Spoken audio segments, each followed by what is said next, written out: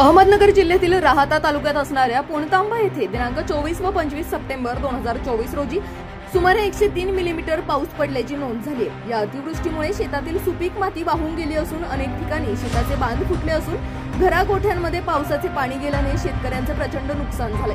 तसेच उभ्या पिकांबरोबर सोंगून ठेवलेल्या पिकात पाणी साचल्याने पुणतांबा, रस्तापूर, चांगदेवनगर, गवळीबाबा फाटा परिसरातील शेतकऱ्यांच्या हातातोंडाला आलेला घास पाण्यात वाहून गेलाय।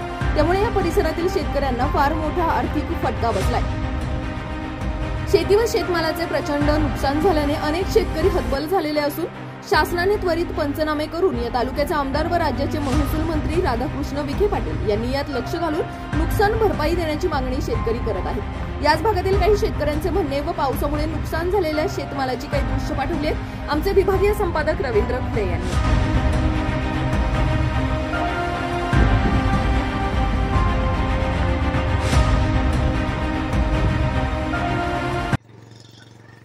आता जे सोयाबीन बाहेर काढून राहिलो, पाणी साचलेले राहणार 6 एकर सोयाबीन आहे।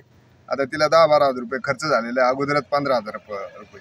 आणि आता ती ज्यावेळेस बाहेर काढून वाळवायची मग तयार करायची तिला भाव भेटतो का नाही आता हे समजा याची, त्याच्यामुळं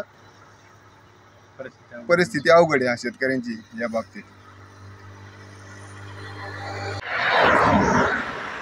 सोयाबीन सोंगायला घेतली होती, आता 2 दिवस पासून पाऊस झाला त्याच्यामुळे ही परिस्थिती अशी झाली।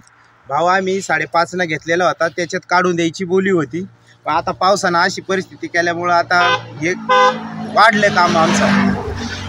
आता आम्ही पाण्यातून बाहेर काढली रोडावर, आता ही आम्ही 2 दिवस वाळवणार आहे आणि मग मस्तीतून खळं काढून देणार आहे।